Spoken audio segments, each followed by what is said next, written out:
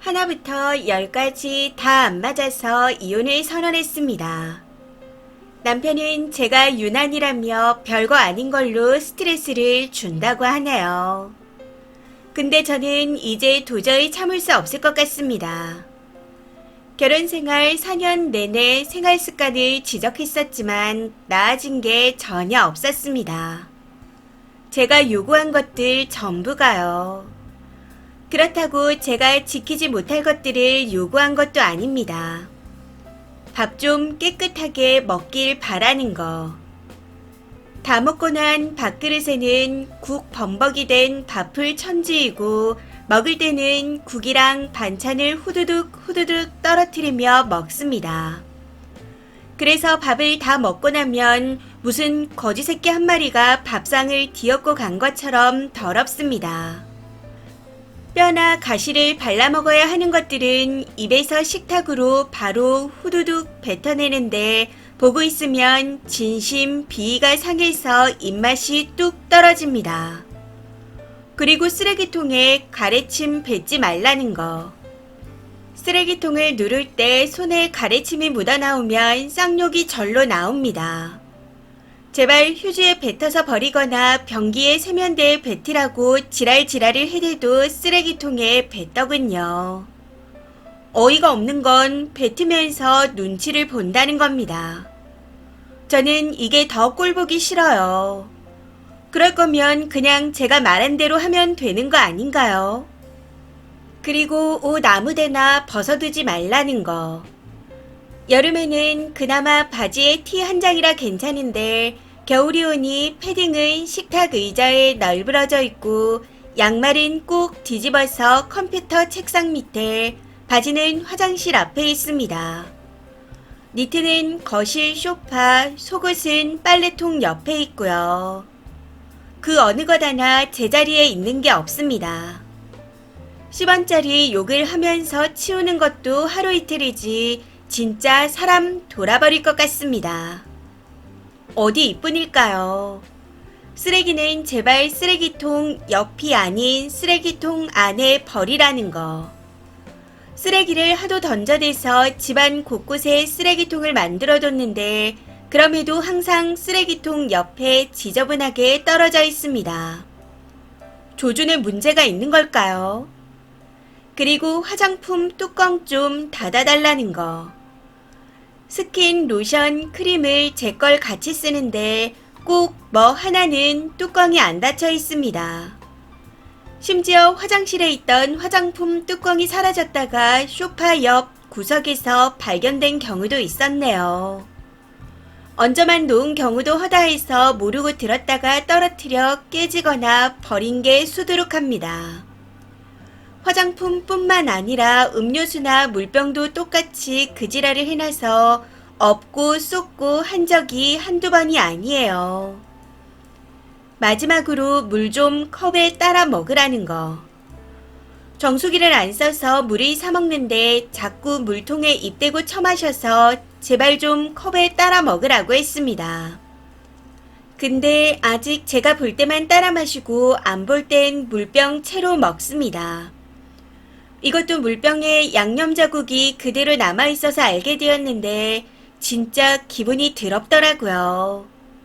그래서 참다 못해 가격이 좀 나가더라도 아예 300ml 팩으로 사둡니다.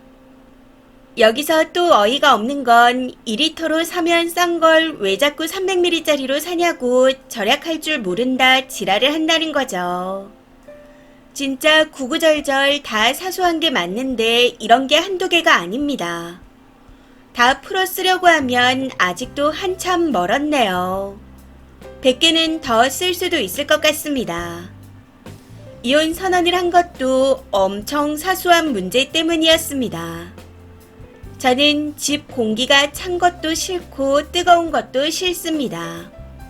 그냥 적당한 게 좋아서 실내 온도를 24도에 맞춰놓죠. 전기장판도 치침모드 아니면 1 정도만 해놓고 자고요. 근데 남편 놈은 속옷만 입고 돌아다니면서 춥다며 난방을 30도까지 올립니다. 장판도 7, 8단계까지 올려두고요. 해서 서로 올리고 내리고 전쟁을 하죠. 여름엔 에어컨으로도 그럽니다. 저는 26도, 남편은 18도. 이 짓도 계속 하다 보면 진짜 10원짜리 욕이 절로 나옵니다. 아무튼 지금도 자고 있는데 너무 뜨거워 잠에서 깨서 확인해보니 전기장판이 팔로 맞춰져 있더라고요. 참고로 작년에 저렇게 혼자 자다가 손등이랑 무릎에 저온 화상을 입어 병원도 오래 다녔던 놈입니다. 근데 오늘은 작년에 있었던 그 일까지 생각나서 그런지 정말 참을 수가 없더라고요. 해서 미친년처럼 소리를 질러버렸네요. 전기장판 올리지 말라고. 이렇게 소리를 지르고 쌍욕까지 뱉어내고 난 후 거실에 나와서 씩씩거리다가 결혼사진이 보이길래 쳐 부셔버렸습니다. 너무 화가 나서 주체가 안 되더라고요. 제가 점점 또라이가 되어가는 것 같습니다. 날이 밝으면 이혼도장이나 찍으라고 고래고래 소리를 지르고 지랄하고는 서재에 들어와서 이렇게 글을 쓰고 앉아있네요. 밖에서 계속 똑똑똑 거리다가 무시하니 다시 자러 간 듯한데 아무리 생각해도 너무 빡칩니다. 물론 제 행동이 과했다는 건 저도 알고 있습니다. 근데 이 짓을 3년 넘게 하다 보니 분노조절 장애가 생긴 것 같아요. 이러다가는 제가 정말 미친년이 될 것 같다는 생각에 이혼밖에 답이 없다 싶습니다.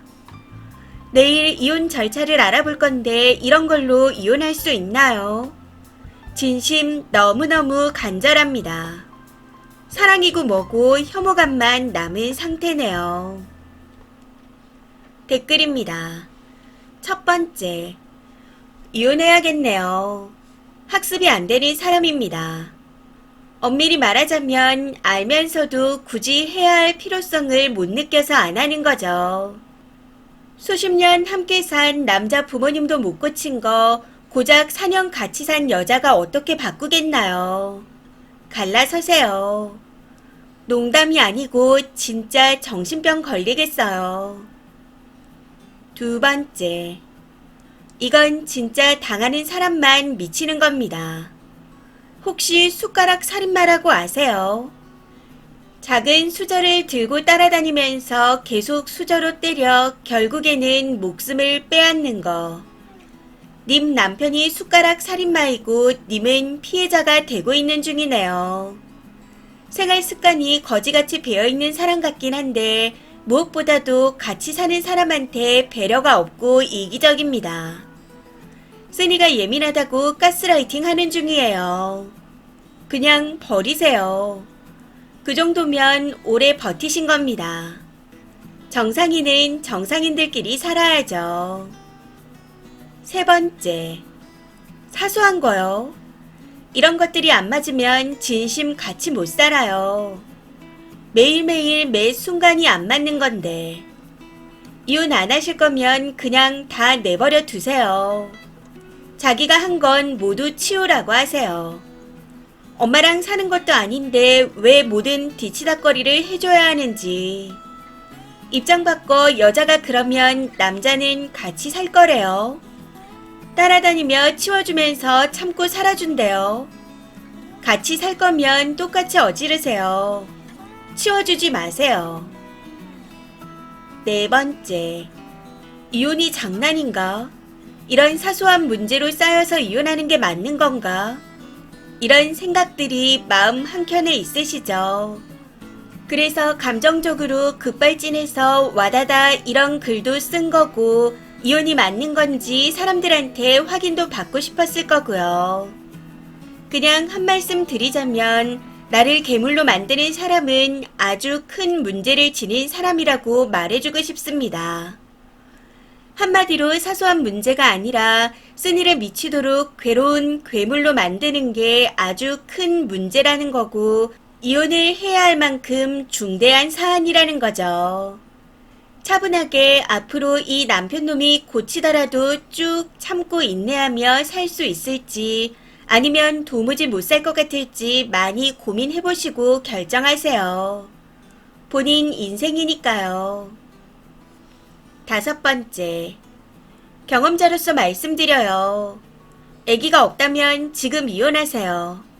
25년을 안 맞는 사람하고 사니 분노조절장애, 화병, 공황장애까지 다 생겼습니다. 절대 고쳐지지 않아요. 돈을 많이 벌어오라는 것도 아니고 그냥 사소한 것들을 고쳐달라는 건데 저런 식이면 앞으로도 절대 안 고칩니다. 배려가 전혀 없는 거죠. 안 맞는 사람하고 산다는 거, 배려가 없는 사람하고 산다는 건 나를 미쳐버리게 만들어요. 저도 진심 돌아버릴 것 같습니다. 지금은 막말에 욕도 해보지만 스트레스로 공황장애 약을 먹고 있습니다.